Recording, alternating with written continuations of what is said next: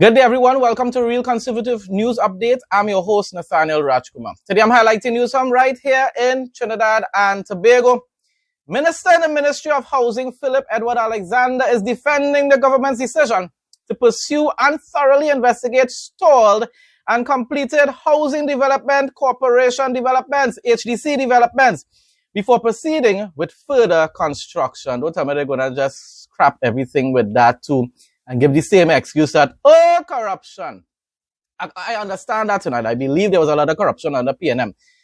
But oh gosh, you're going to just what? Use the same excuse that PNM was using as well to just cancel a lot of different projects? Time alone will tell her. Let's see. Speaking during a recent site visit to a townhouse community plagued by structural concerns, Alexander emphasized that conducting comprehensive preliminary evaluations is essential to protect public safety and safeguard state funds. The thing about it is, wasn't PNM also using that excuse for why they abandoned a lot of the schools that were built by the Kamala Prasad administration in the first term? Correct me if I'm wrong, Correct me if I'm wrong. But hopefully, although this government hasn't been transparent thus far, hopefully it will actually show us, and I think Philip has done that to an extent, to show us the actual buildings, the structures, and prove to us that there are very, very significant defects and flaws in it.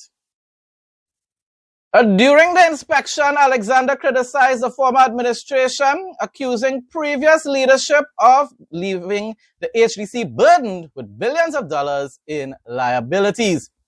He asserted that a systemic lack of management and oversight allowed severe construction defects to go unnoticed. Now, the thing about it is, once they're speaking the truth about this, this is very serious.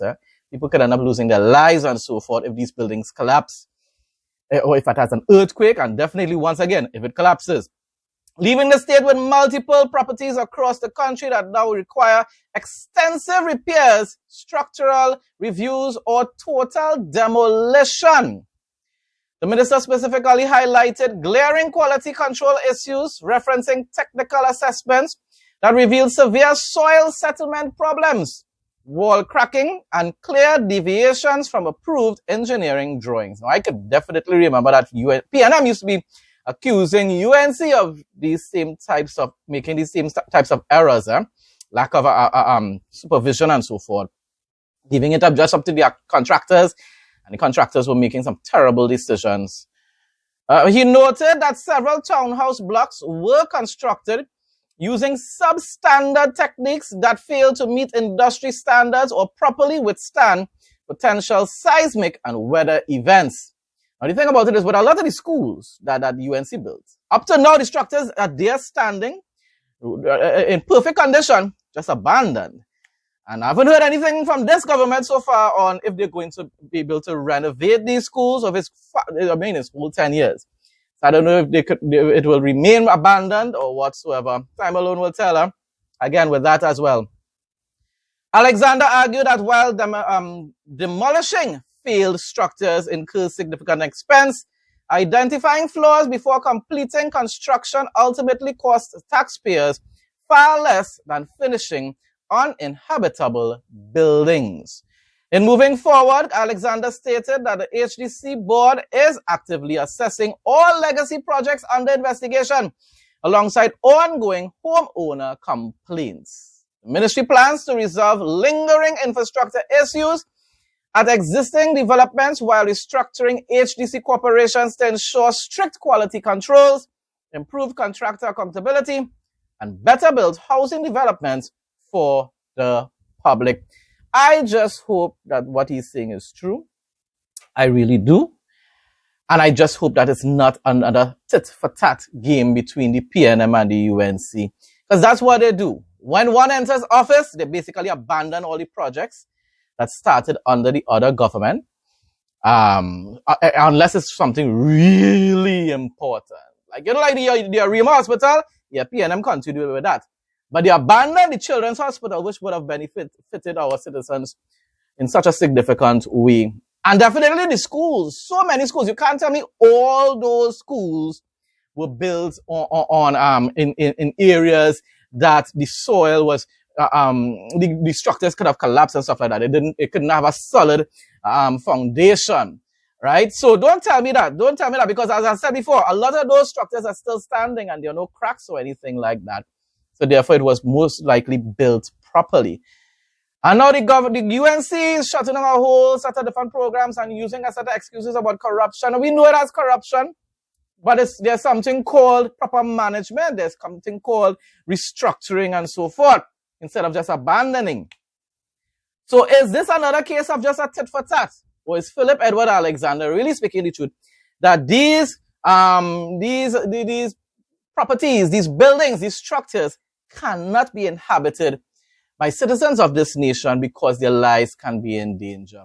God alone knows, because it's very unlikely they're going to hire any sort of independent body, independent agency, so to really examine these structures and review it properly to see whether it can be inhabited or not. So we just have to take their word for it. The structural assessment shows significant evidence of soil settlement issues manifested throughout the type and frequency of the cracking of the masonry structural shear walls throughout the townhouse blocks. The structural assessment revealed that the townhouse blocks, at least in the exposed area, were not constructed in accordance with the structural drawings, and the construction practices and techniques implemented on site are not in keeping with acceptable industry standards. Senator Alexander says the assessment also raised concerns about the building's ability to withstand seismic and wind events. He says demolishing failed projects comes at a significant cost, but argues identifying problems before completion can reduce the financial impact on taxpayers. There would be a cost, but the cost to taxpayers to identify this before it's completed is a lot less than to complete it like at Las Alturas and then have to go and throw it down. There's a multi-million-dollar cost to demolishing this, This has to be demolished. This is valuable housing land that is not available to the Housing Development Corporation because these derelict townhouses are still occupying the space. Senator Alexander also criticized the management and oversight of the HDC under the previous administration, while saying the current board is reviewing projects and housing complaints. He says the government intends to address problems affecting existing homeowners as well as unfinished developments. The problem with the Housing Development Corporation was a lack of leadership, a lack of management, and a lack of oversight. That is the problem. That's the problem here. A project couldn't get this far if you had oversight. If people were reporting to management and management was reporting to the board and the board was reporting and information was being shared with ministers, people would have been paying attention to what was going on. He says all projects currently under investigation will be assessed to determine whether they can be completed, repaired, or require demolition.